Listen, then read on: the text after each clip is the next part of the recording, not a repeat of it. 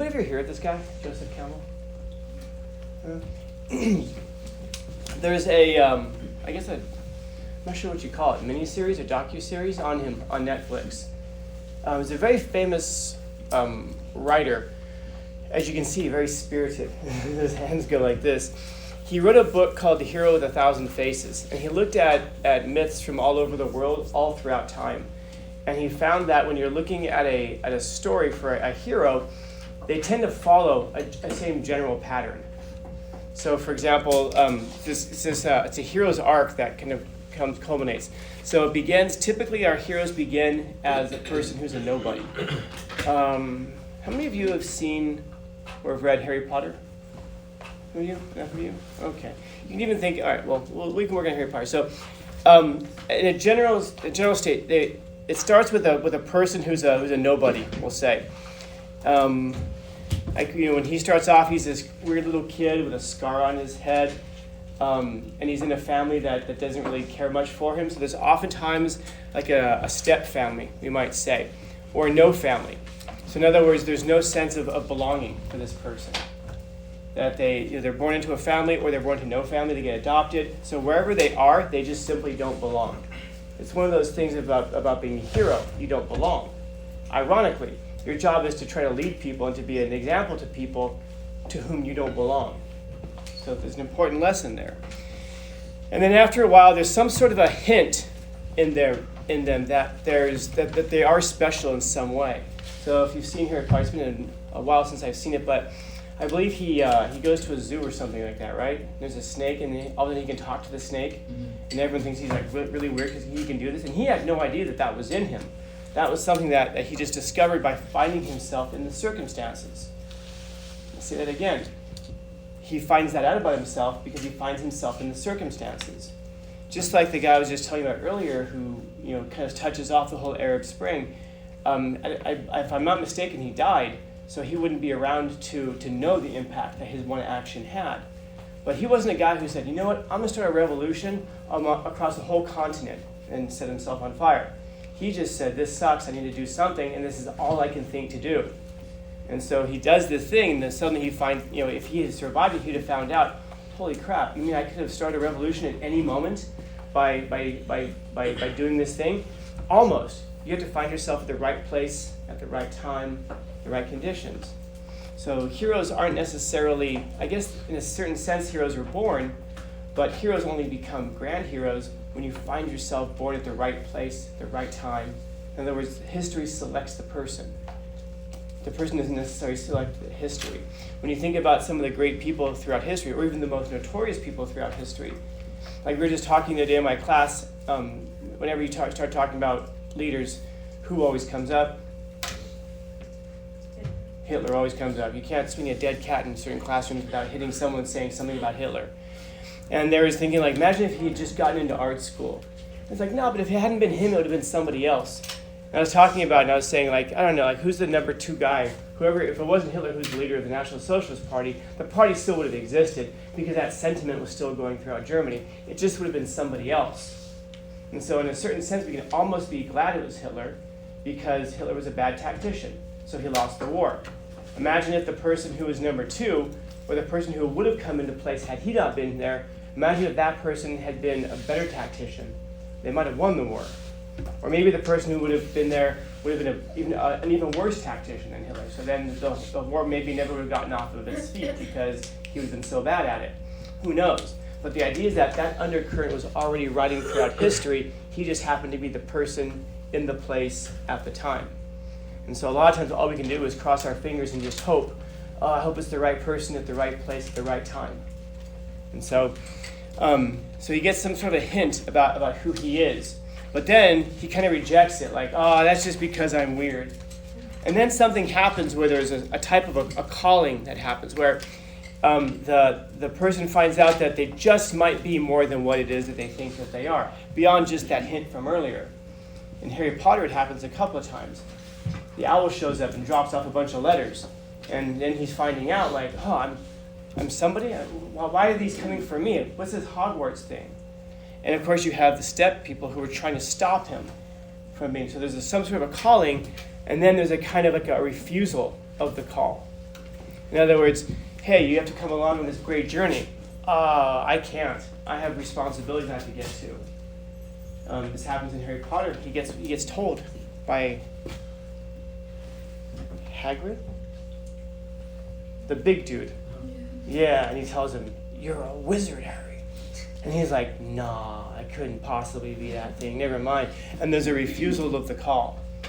But then something else happens that now makes that person, that they have this decision to make. They can either go on this epic journey and perhaps be a hero, or maybe be a failure, or go back to their old life.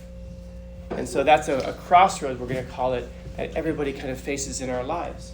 We can go off and become the thing that we are, or continue being the thing that we are, which, let's face it, I wonder how many of us are really happy and fulfilled with what we are.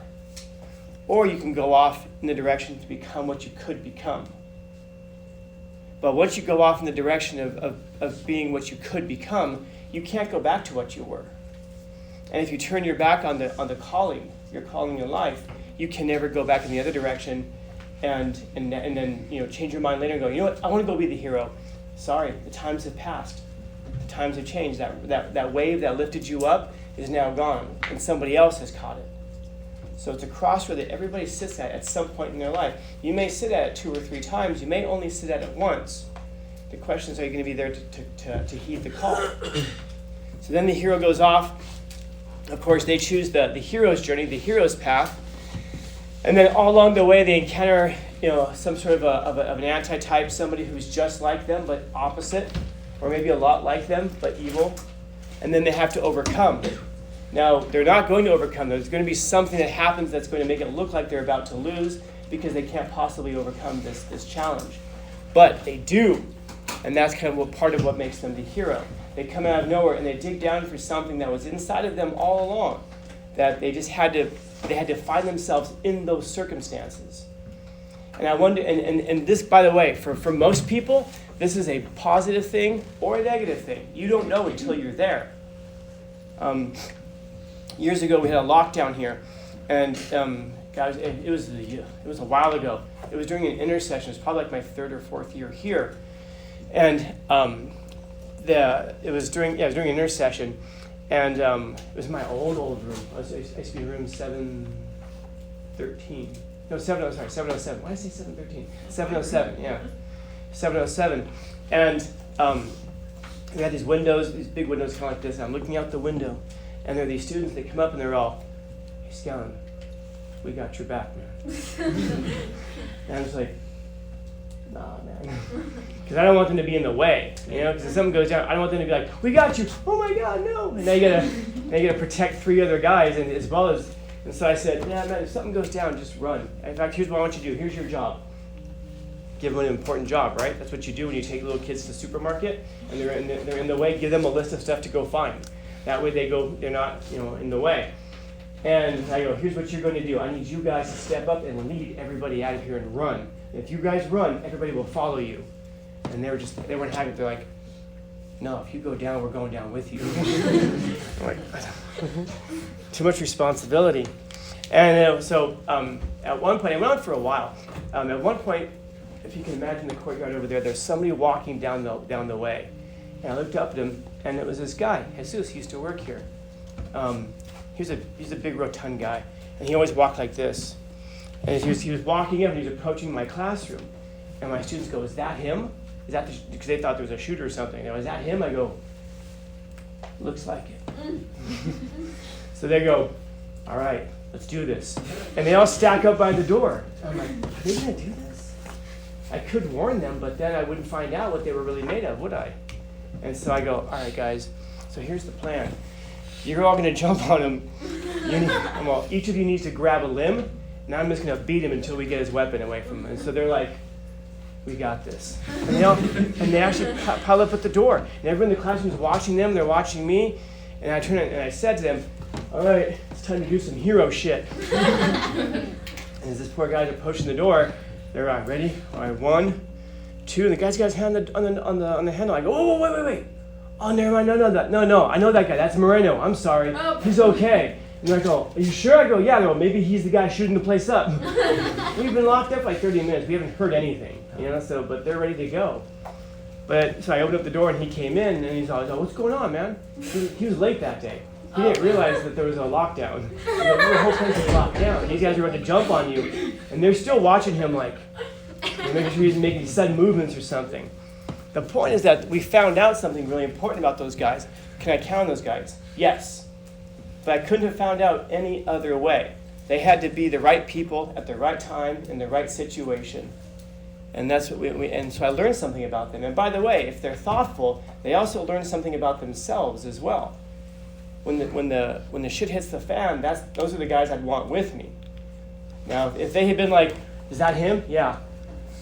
I'm not built for this, man. Forget it. I would have found out something else about them. And by the way, I was surprised because most people are not going to be the people who will jump in there. And that's the thing. The hero's going to find out, that there's something in them that had to be brought out by the circumstances, had to be brought out by the times. And that's the thing is you're going to find yourself in situations in life where you're going to have to, I don't know, or the time. What is it exactly that the times and the situation are going to bring out about you? And afterwards, you may hide from it, just like sometimes the hero does that. The hero sometimes before this happens, there's a point. It's kind of like the refusal of the call. It's like, no, I'm not made of that. And you might doubt yourself, and you might believe that you're not made of that thing that you have to, that's necessary for those circumstances. I don't know. But as long as you come back and ultimately you overcome, that's the important thing. Now the hero does something else that's important also, which is that they come back and they tell us about it. Because a big part of the hero thing is to let us is so that they can be a model for the rest of us, so that we can learn from them. It isn't enough just to go out there and do something great. You come back not to be praised and worshipped, but so we can look at you and go, so did you hear about that? These guys, they stacked up at the door with Scanlon. They were ready to go. I don't know if I could do that. I'd want to, though. I'd want to be that guy. And so maybe that by seeing somebody else do it, that can encourage you to be a person. In other words, the hero is also somebody who becomes a role model. But in order to be a role model, we have to know what it is that they went through and how they overcame it. Now, sometimes it's difficult to see somebody as a role model. This is why certain superheroes, like Superman, I don't know about you guys, but Superman doesn't speak to me. This is a guy who's bulletproof. He can fly. He has superhuman strength. He's nigh invulnerable. I don't look at that guy and go, I could be like Superman. No. But Batman, you could be Batman. And certain cynical people will say, he's just like that because he's rich. That's even better, isn't it? Because that guy's wealthy beyond belief. What would you do if you were wealthy beyond belief? Would you train your body to the point of destruction? Would you go out there and fight the criminal elements? Would you do all of that, or would you take your billions and go, well, fuck Gotham, and leave and go someplace else and party in Miami for the rest of your life?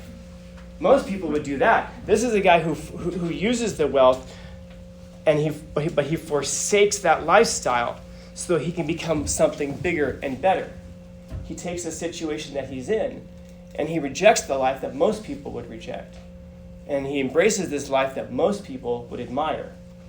And so he doesn't live for self, he lives selflessly. If this makes sense. And again, this is a big part of being a hero. This is what it is to do hero shit, like I was saying earlier. It's to stack up at the door and risk life, to risk yourself for the greater good of others. To not be selfish, but to be selfless. And that's the part that a lot of people struggle with.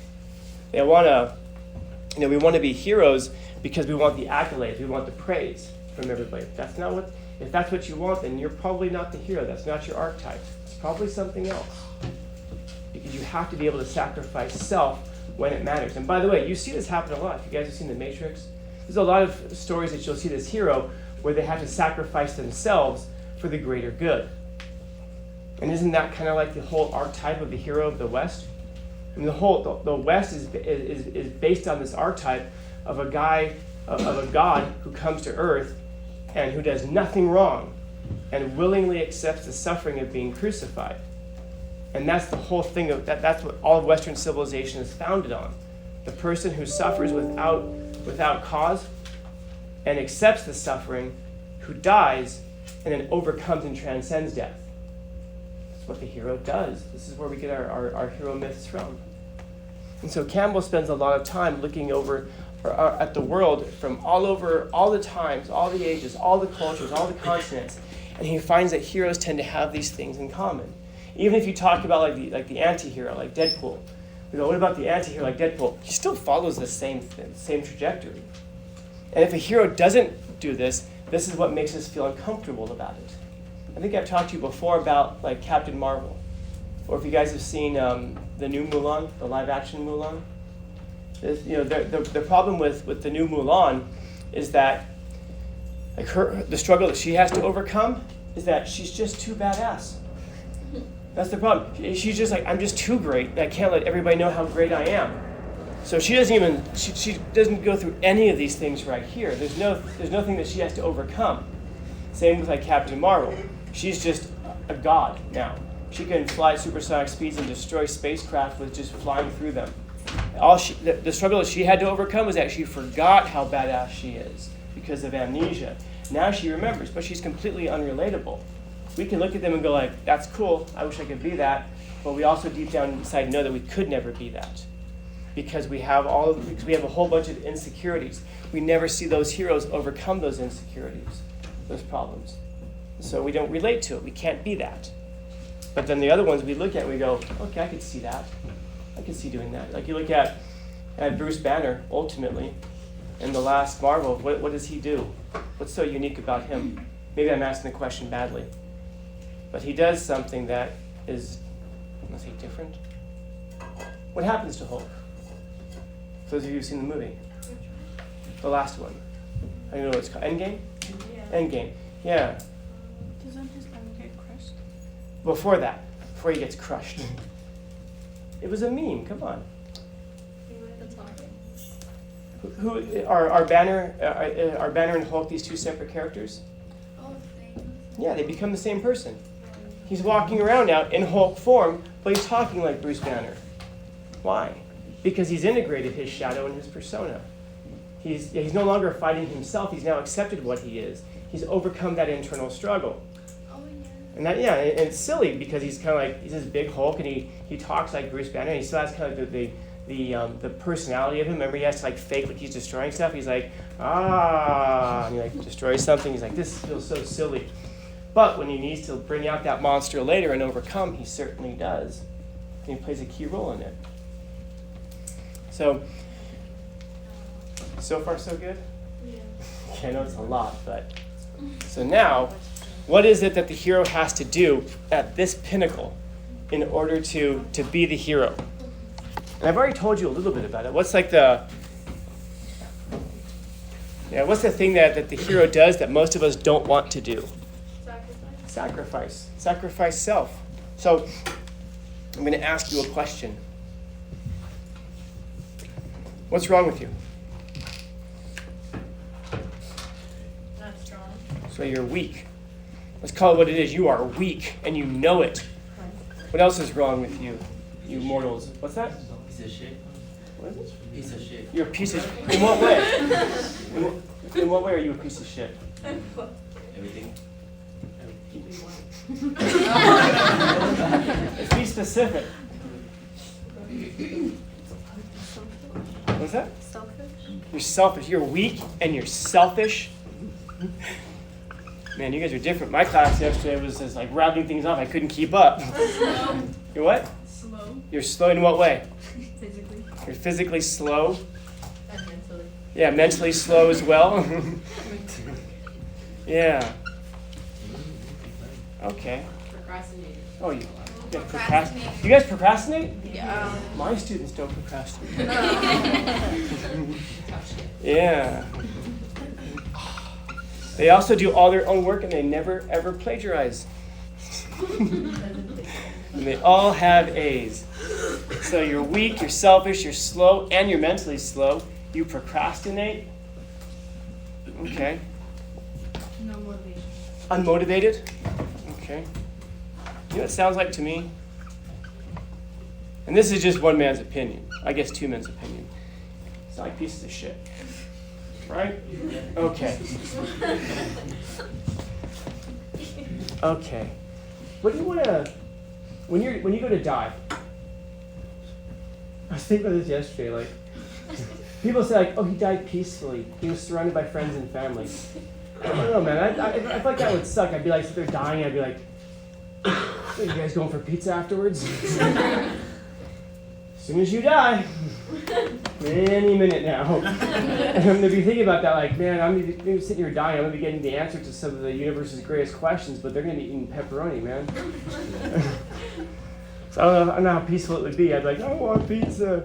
So what do you want to do in life? What are some things that you want to accomplish? Big picture. What are some things you want to accomplish? If you look back, if you were in that deathbed and you could look back over a life, what are some things that you'd have done or been where you would have accomplished that'd make you feel like it was all worthwhile?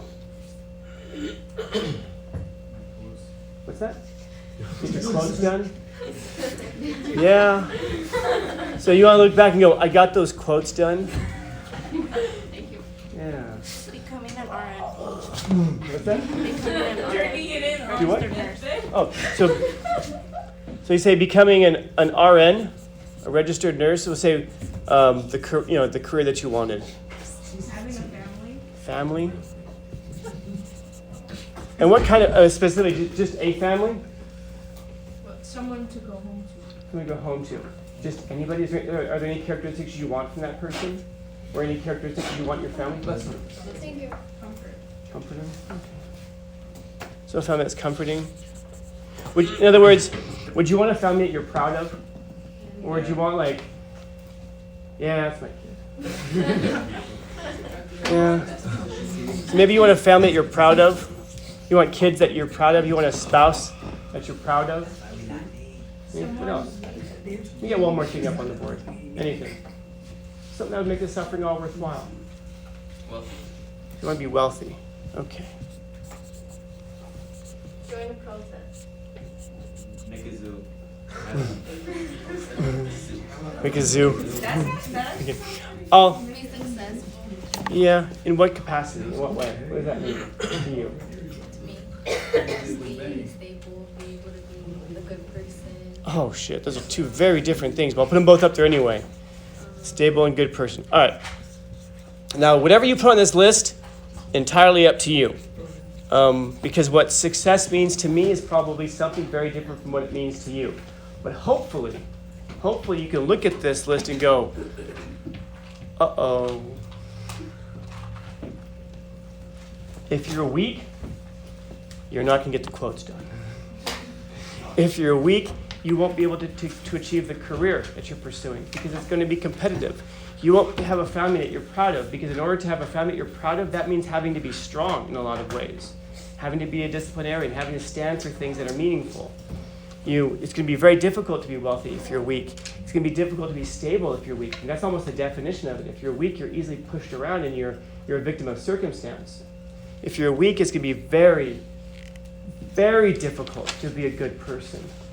In other words, this list of things that we are is going to make it almost guaranteed that we never achieve the things that we want to achieve.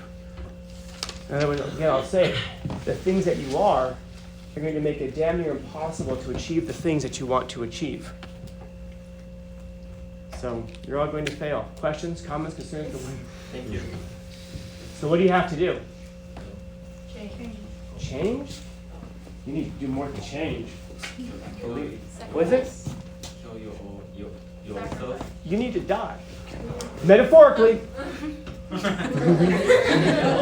Scanlon said.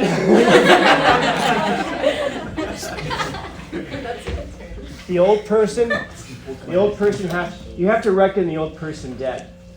Because you can't just I gotta change from being weak. You're weak. You can't change. That's one of the things that's stopping you from changing is the fact that you're weak. The fact that you're selfish. I don't need to change. In fact, I'm going on Instagram. If you can't handle me at my worst, you don't deserve me at my best.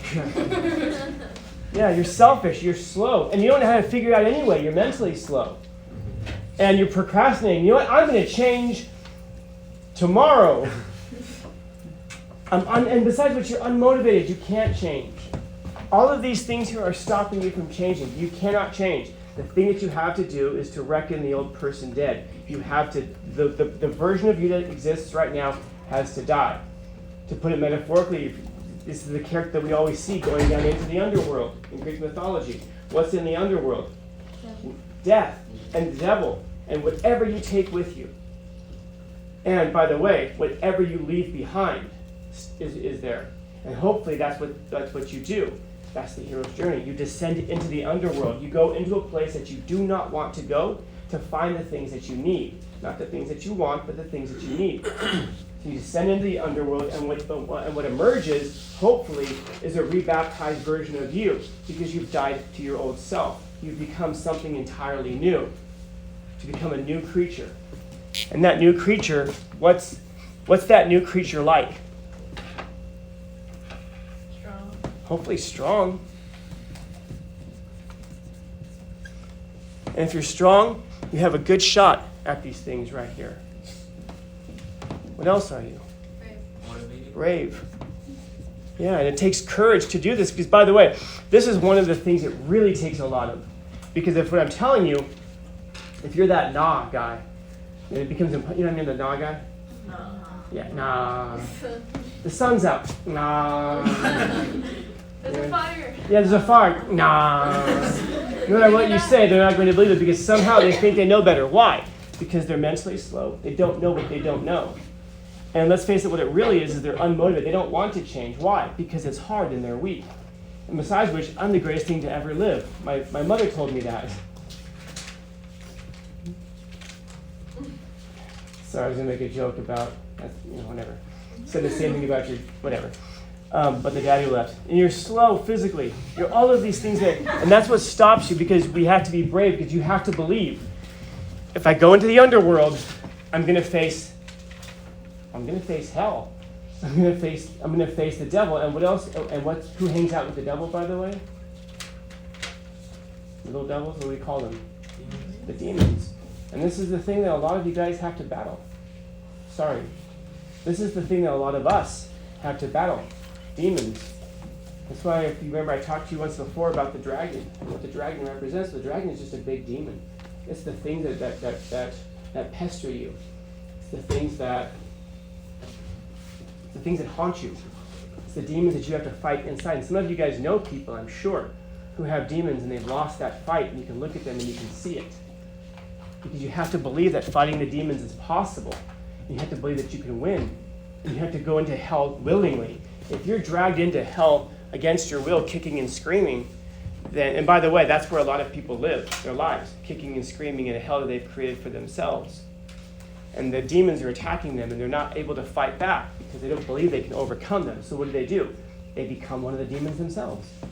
Can't beat them, join them. And they give in to those things that are killing them, that are attacking them. I'm sure you all know people like that. In fact, I'm sure some of you in here are that person right now. So you have to descend into hell willingly. You have to take on the fight willingly. You have to do it bravely, knowing you could lose. It isn't the fact that it isn't guaranteed you're going to win. But you take on that suffering, and you take on that fight willingly. And hopefully when you emerge out the other side, you're much stronger because you had the courage to face these things. And let's face it, if you can defeat those demons, the real demons inside of you, can you get your quotes done? Yes. Can you do your homework? Do you have the ability to stand in front of your family and say, this is what has to happen, to lead your family in a meaningful way, to be a strong person that you can lead people so that your kids can look at you and really say, wow, what a role model my parents are. And they can be proud of you just as you're proud of them. And imagine that if they knew the real truth about you. I wonder how many of you, if you knew the real truth about your parents, would be ashamed of them. I also wonder how many of you guys, if you knew the real truth about your parents, would be incredibly proud of them. But they don't tell us because they don't want to brag, or they don't even realize how remarkable they are and what an incredible job they've done. Yeah, money is a mathematical problem. Shit, you can get through it. To be stable, yeah, you're strong and you're brave. Who's movable? If you're a strong, brave personality, who's movable? What can move you? The swarms of gnats, those demons. You've already beaten the demons, man. What's worse than that? And ultimately, you're a good person. So whatever you populate this list with right here, so I heard a third one. Someone did say something you wanted to write down, but I didn't get it down. Motivated? Motivated, that's right, that's what it was. And you're motivated. Holy shit. If you're a strong, brave, motivated person, I know I've already asked you, but I'm going to ask again, what can possibly stop you? Whatever those things are. You can fill in that list however you think you want to fill it in. But the point is that this person over here can't become those things. That person over here has to die. There has to be no remnant of it. Now, and what's going to happen when that happens? You're going to be able to look back at yourself and just be like, that was me, that corpse, that body, that corpse that's on the floor, that was me. And it's going to be disgusting to you. It's going to be like, I can't believe I was that person. But hopefully one thing it will do is it will remind you that you used to be that person and that everybody else has the capacity to have been something else before as well. They also have the capacity to die to themselves. And now imagine if your friends come by, your old friends, the people who knew this person right here and liked this person, because this person right here didn't challenge them in any way or make them feel bad about themselves. And your friends are hanging out over by your corpse, and they're like, oh man, let's go back and do some of the things we used to do. Just need you to put this corpse suit back on. Anybody want to take a hollowed out piece of skin and put that on for a suit? Flies buzzing around it, decaying. It's disgusting. And it's going to be disgusting to you. And you're going to be like, I'm good, man. I'm straight. I don't need to put that suit on anymore. And your friends are going to be like, you've changed. Oh, I hate that. Yeah. And you tell them, I haven't changed. Died. You come back as something else. This is the phoenix. This is the myth of the phoenix. This is the things that Campbell's talking about. And so, once you reckon that old person dead, you're going to have friends who are going to, be that way about it. But something great might happen, by the way. As your friends are all walking away, like, man, you've changed. We're going to take the memory of you, and we're going to choose to remember that. You might have one of those friends who's going to stop and look back at you and just be like, I wonder if anyone can do this. Who knows? Maybe that person down the road is going to do the exact same thing and change for the better. Because one of the best ways that you can, preach a story is to live the story, to be the thing that you're telling people to be. Or better yet, don't tell people to be anything. Be what you are. And if people want to be that, they can choose to be that. This is their call. But you've got to reckon the old person dead. And once in a while, you might fall into little bits of weakness. Bring it back. You have a reason to believe that you're these things. So whatever it is in whatever area, man, religious, political, personal, the creative act, the act of creating something new. And that's what this is. It's creation. Which is, by the way, I'll give you a heads up, that's the purpose of life. People ask, like, what's the meaning of life? What's the purpose of life? That's what it is. To create. Ex nihilo, out of nothing. To bring something into being that never existed before. Not to take something that already exists and change it, but to take something that's never existed before and give birth to it. Out of nothing. It represents some sort of, it's represented as those deriving from some sort of dying to the world. So if you want to be great, the old you has to die. There's nothing wrong with that. It doesn't mean that it doesn't mean that you're a terrible person as you are. I'll say it. You're not going to believe it probably, but I'll say it anyway. That's part of the job of teaching, is to say stuff that no one believes. But what you could become is just absolutely unfathomable. You guys cannot even imagine what you can accomplish and what you could do. Because right now you're these things that stop you from believing it. Or you're these things that make you think you already are that. You don't want to be either of those two things.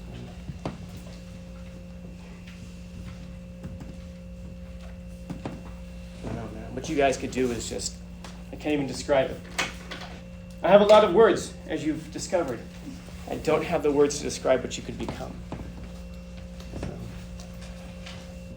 Questions, comments, concerns, complaints, criticisms, critiques? Easy, right? Yeah,